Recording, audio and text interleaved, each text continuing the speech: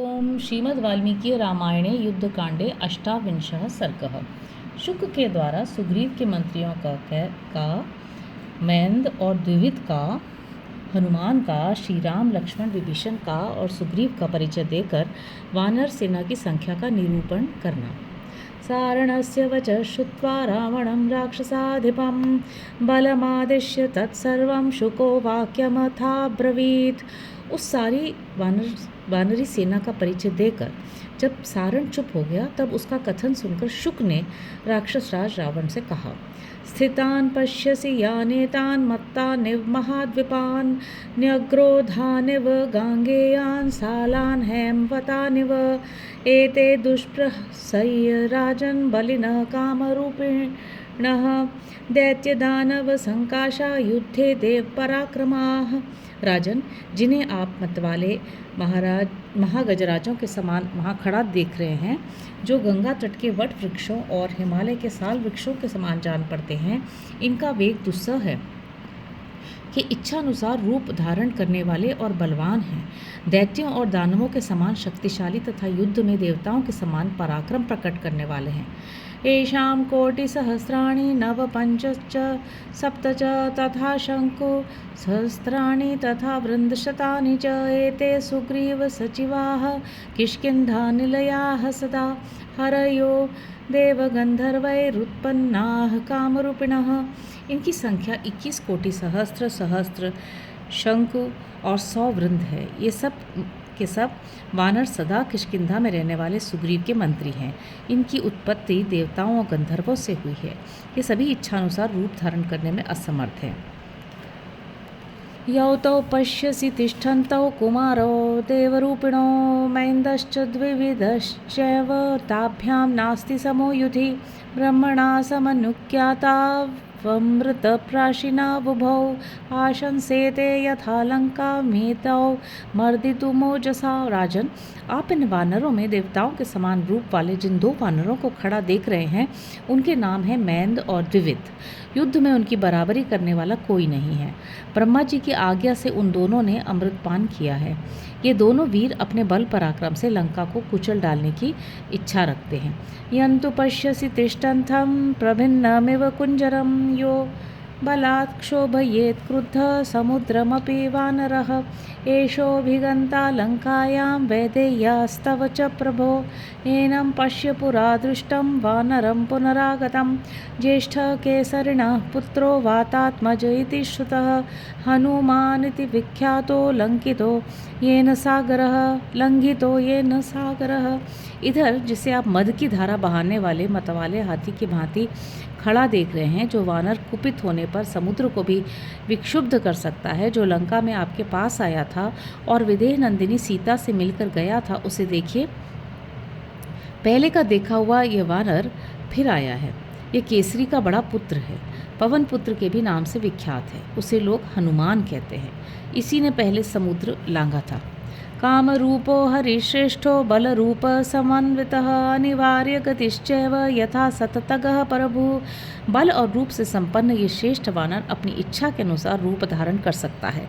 इसकी गति कहीं नहीं रुकती। ये वायु के समान सर्वत्र जा सकता है।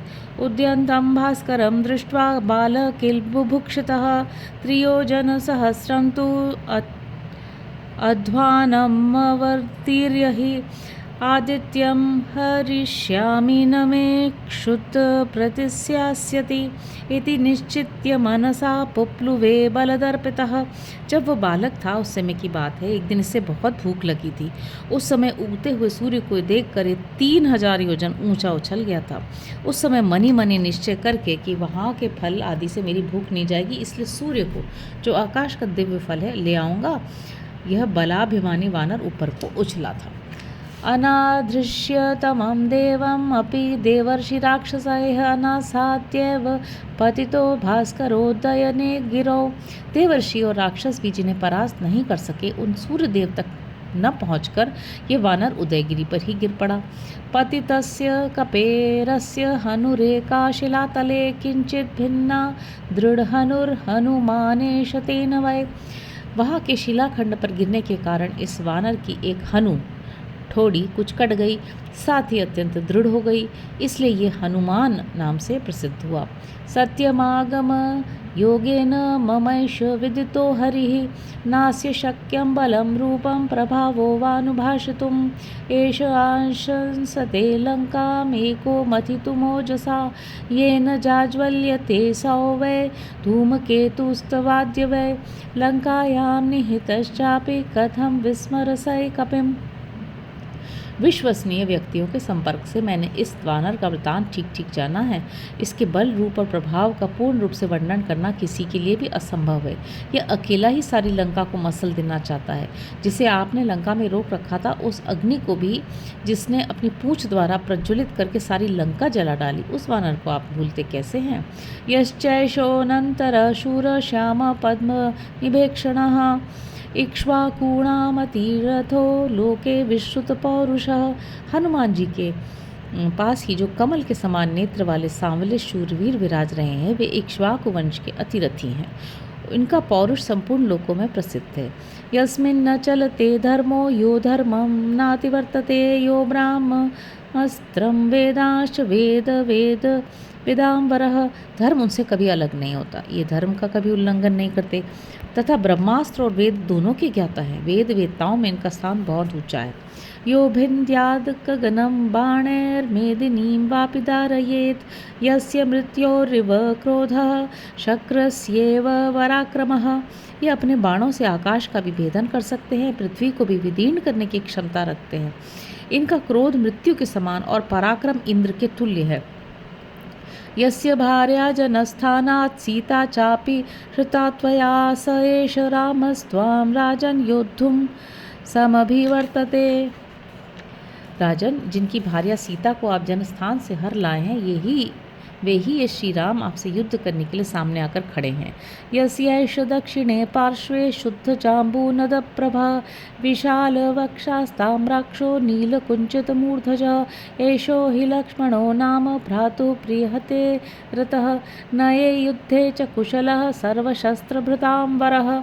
उनके दाहिने भाग में जो ये शुद्ध सुवर्ण के समान कांतिमान विशाल वक्षस्थल से सुशोभित, कुछ कुछ लाल नेत्र वाले तथा मस्तक पर काले काले घुंघराले केश धारण करने वाले हैं, इनका नाम लक्ष्मण है। वे अपने भाई के प्रिय और हित में लगे रहने वाले हैं, राजनीति और युद्ध में कुशल हैं तथा संपूर्ण शस्त्रधारियों में श्रेष्ठ है। अमर्षि दुर्जयो जेता विक्रांतश्च जयी बली रामस्य दक्षिणो बाहुर्नित्यं प्राणो बहिश्चरः। ये अमर्षशील दुर्जय विजयी पराक्रमी शत्रु को पराजित करने वाले और बलवान हैं। लक्ष्मण सदा ही श्री राम के दाहिने हाथ और बाहर विचरने वाले प्राण हैं। न येष राघवस्यार्थे जीवितं परिरक्षति एषैवाशंसते युद्धे निहंतुं सर्वराक्षसान्। इन्हें रघुनाथ जी के लिए अपने प्राणों की रक्षा का भी ध्यान नहीं रहता। ये अकेले ही युद्ध में संपूर्ण राक्षसों का संहार कर देने की इच्छा रखते हैं। यस्तु सव्यम सौपक्षम रामस्याश्रित्य तिष्ठति रक्षो गणपरिक्षिप्तो राजा वेश विभीषणः श्रीमता राजराजेन लंकायामभिषेचितः त्वामसौ प्रतिसंरब्धो युद्धायैषोऽभिवर्तते। श्री रामचंद्र जी की बाईं ओर जो राक्षसों से घिरे हुए खड़े हैं, ये राजा विभीषण हैं।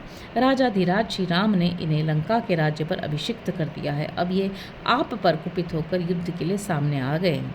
यन्तु पश्यसि तिष्ठन्तं मध्ये गिरिविमाचवाचलं सर्वशाखा मृगेन्द्राणां भर्तारममितौजसम्। जिन्हें आप सब वानरों के बीच में पर्वत के समान अविचल भाव से खड़ा देखते हैं, वो समस्त वानरों के स्वामी अमित तेजस्वी सुग्रीव हैं। तेजसा यशसा बुद्ध्या बलेनाभिजनेन च यह कपीर्नति बभ्राज हिमवानिव पर्वतः। जैसे हिमालय सब पर्वतों में श्रेष्ठ है, उसी प्रकार वे तेज, यश, बुद्धि, बल और कुल की दृष्टि से समस्त वानरों में सर्वोपरि विराजमान है। किष्किन्धां यः समध्यास्ते गुहां सगहन द्रुमां दुर्गां पर्वत दुर्गम्यां प्रधानैः सयूथपैः। ये घने वृक्षों से युक्त किष्किंधा नामक दुर्गम गुफा में निवास करते हैं। पर्वतों के कारण उसमें प्रवेश करना अत्यंत कठिन है। इनके साथ वहाँ प्रधान भूयुत्पति भी रहते हैं। यस्यैषा काञ्चनीमाला शोभते शतपुष्करा कांता देव मनुष्याणाम यस्याम लक्ष्मी प्रतिष्ठिता। इनके गले में जो 200 कमलों की सुवर्णमयी माला सुशोभित है, उसमें सर्वदा लक्ष्मी देवी का निवास है। उसे देवता और मनुष्य सभी पाना चाहते हैं। एतां मालां च तारां च कपिराज्यं च शाश्वतं सुग्रीवो वालिनं हत्वा रामेण प्रतिपादिता। भगवान श्री राम ने वाली को मारकर ये माला, तारा और वानरों का राज्य, ये सब वस्तुएं सुग्रीव को समर्पित कर दी। शतं शतसहस्राणां कोटिमाहुर्मनीषिणः शतं कोटिसहस्राणां शङ्कुरित्यभिधीयति। मनीषी पुरुष 100 लाख की संख्या को 1 कोटि कहते हैं और 100 सहस्त्र कोटि एक नील को एक शंकु कहते हैं, कहा जाता है। शतं शंकु सहस्राणां महाशंकुरिति स्मृतः महाशंकु सहस्राणां शतं वृंदमिहोच्यते। 1 लाख शंकु को महाशंक नाम दिया गया है, 1 लाख महाशंकु को वृंद कहते हैं। शतं वृंदसहस्राणां महावृंदमिति स्मृतं महावृंदसहस्राणां शतं पद्ममिहोच्यते। 1 लाख वृंद का नाम महावृंद है, 1 लाख महावृंद को पद्म कहते हैं। शतं पद्मसहस्राणां महापद्ममिति स्मृतं महापद्मसहस्राणां शतं खर्वमिहोच्यते। 1 लाख पद्म को महापद्म कहा गया है और 1 लाख महापद्म को खर्व कहते हैं। शतं खर्वसहस्राणां महाखर्वमिति स्मृतं महाखर्वसहस्राणां समुद्रं विधीयते। शतं समुद्रसहस्रं मोघ इत्यभिधीयते। शतमोघसहस्राणां महाघा इति विश्रुतः। 1 लाख खर्व का महाखर्व होता है, 1 सहस्त्र महाखर्व को समुद्र कहते हैं, 1 लाख समुद्र को ओघ कहते हैं और 1 लाख ओघ को महोघ संज्ञा है। एवं कोटिसहस्रेण शंखकूनां च शतेन च महाशंखकू सहस्रेण तथा वृंदशतेन च महावृंदसहस्रेण तथा पद्मशतेन च महापद्मसहस्रेण तथा खर्वशतेन च समुद्रेण च तेनैव महाघेन तथैव च। एष कोटिमहोघेन समुद्रसदृशेन च विभीषणेन वीरेण सचिवैः परिवारितः सुग्रीवो वानरेन्द्रस्त्वां युद्धार्थमनुवर्तते महाबलवृतो नित्यं महाबलपराक्रमः। इस प्रकार सहस्त्र कोटि, 100 शंकु, सहस्त्र महाशंकु, 100 वृंद, सहस्त्र महावृंद, 100 पद्म, सहस्त्र महापद्म, 100 खर्व, 100 समुद्र, 100 महोघ तथा समुद्र सदृश कोटि महोघ सैनिकों से, वीर विभीषण से तथा अपने सचिवों से घिरे हुए वानर राज सुग्रीव आपको युद्ध के लिए ललकारते हुए सामने आ रहे हैं। विशाल सेना से घिरे हुए सुग्रीव महान बल और पराक्रम से संपन्न है। इमां महाराज समीक्ष्य वाहिनीम् उपस्थितां प्रज्वलित गृहोपमां ततः प्रयत्नः परमो विधीयतां यथा जयस्यान्न परः पराभवः। महाराज, इस सेना एक प्रकाशमान ग्रह के समान है। इसे उपस्थित देख आप कोई ऐसा उपाय करें जिससे आपकी विजय हो और शत्रुओं के सामने आपको नीचा न देखना पड़े।